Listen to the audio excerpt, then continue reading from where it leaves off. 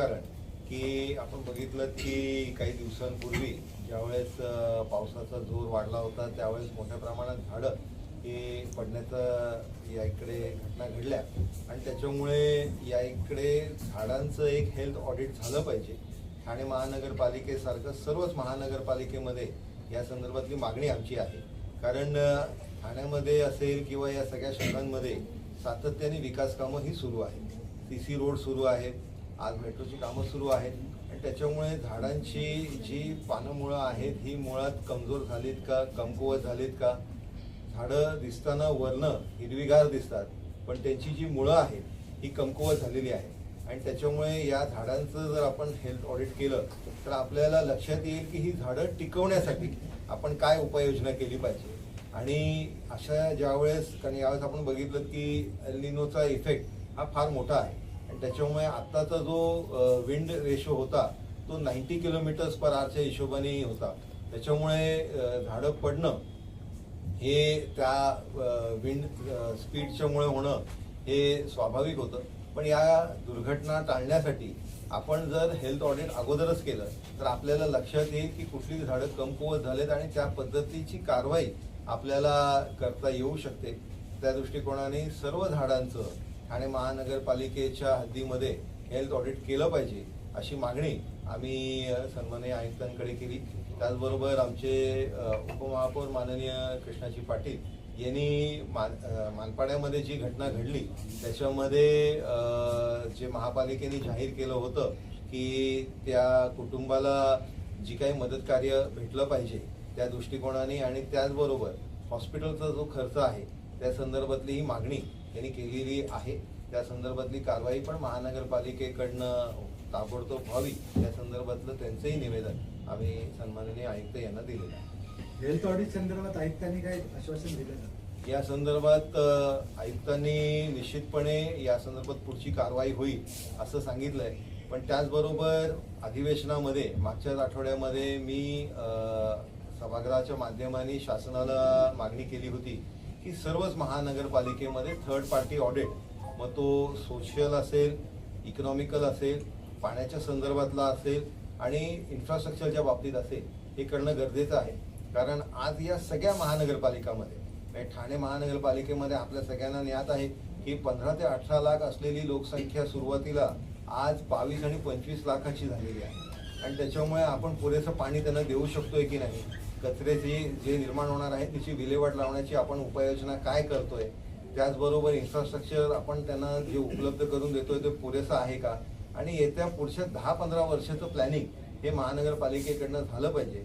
या दृष्टिकोनाने third party audit हे सगळ्याच महानगरपालिकेकडनं होणं हे गरजेचं आहे. आणि या संदर्भात उत्तर देत असताना अंतिम आठवडा प्रस्तावामध्ये सन्माननीय उपमुख्यमंत्री शिंदे साहेबांनी जाहीर केलं की प्रत्येक महानगरपालिकेमध्ये थर्ड पार्टी ऑडिट हे होणार आहे.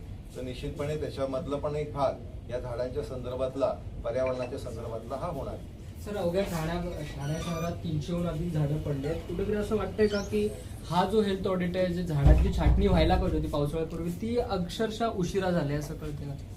झाडांच्या संदर्भातला आपण सांगितलेला आकडा हा 300 आहे, पण मला जो ज्ञात असलेला आकडा आहे तो त्याच्यापेक्षा काही जास्त आहे. पण याच्यामध्ये ही जी घटना आहे ही घटना झाली नाही पाहिजे.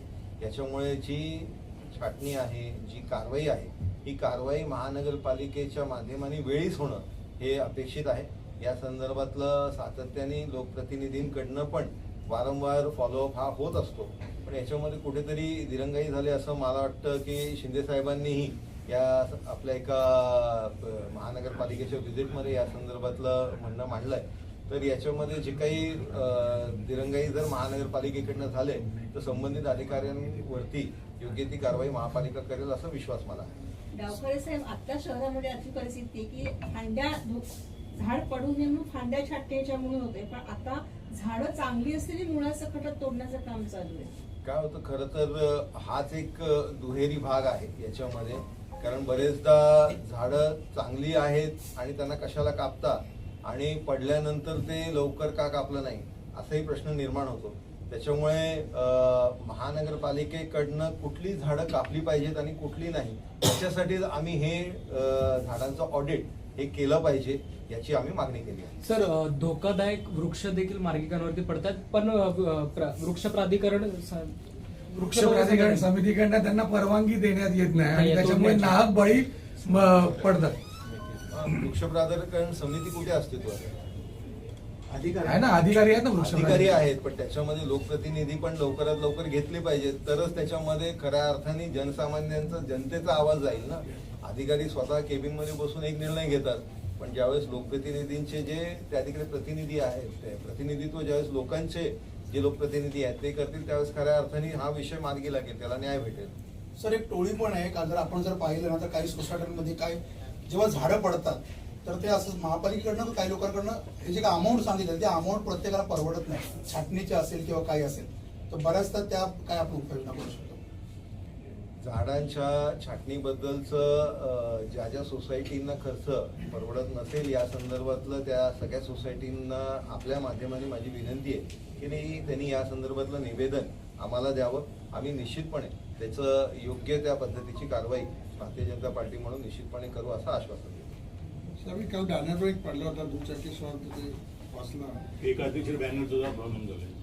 हे जे अनधिकृत बॅनर्स आहेत याच्या संदर्भातही महानगरपालिकेकडनं सातत्याने ड्राईव्ह होतच असते आणि कुठे लावले पाहिजेत कुठे नाही लावले पाहिजेत हे पण खरं तर राजकीयरित्या आम्ही सगळ्याच जणांनी याच्या संदर्भातलं थोडासा अभ्यास केला पाहिजे. स्वतःच्या आत इंट्रोस्पेक्शन जे आपण म्हणतो त्या पद्धतीचं काम खरं तर राजकीय कार्यकर्त्यांनी केलं पाहिजे.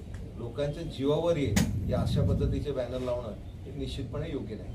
सर, आपण सत्ताधारी पक्षामध्ये भाजप देखील आहे, शिवसेनेसोबत. झाडं आता पडली ते पडली, मात्र दुसरी जी झाडं आता जिवंत ती जगवायची कशी? कारण सर, आपण एका बाजूला पाहिलं तर एका बाजूला सिमेंट आणि कॉन्क्रीटचा मार आहे आणि झाडाच्या दुसऱ्या बाजूला बघितलं तर गटर काढले, म्हणजे मुळं जगत नाही. ते पुढे जगण्यासाठी आपल्या पक्षाच्या माध्यमातून किंवा उपमहापौर पण येतात, काय भूमिका असणार? याच्यामध्ये पक्ष म्हणून जर निश्चितपणे आम्ही झाडं लावण्याचं मोठं कार्य हे सुरूच आहे. आपल्याला कल्पना आहे की भारतीय जनता पार्टीच्या माध्यमाने आम्ही मागच्याच आठवड्यामध्ये आणि त्याच्या अगोदरही महिनाभर सातत्याने ट्री प्लांटेशनचं ड्राईव्ह हे हाती घेतलं होतं.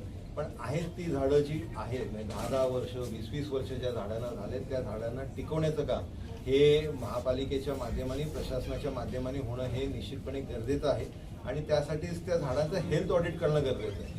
आपल्याला त्या झाडांना नेमकी किती प्रॉब्लेम आहे काय प्रॉब्लेम आहे हे जिथपर्यंत त्या झाडांचं हेल्थ ऑडिट करणार नाही तिथपर्यंत आपल्याला त्याला योग्य ती उपाययोजना करता येणार नाही. ताबडतोबीने महानगरपालिकेने एकदा हे हेल्थ ऑडिट केलं झाडांचं की निश्चितपणे याच्यावरची पुढची कारवाई हे आपल्याला करता येऊ शकते. धन्यवाद.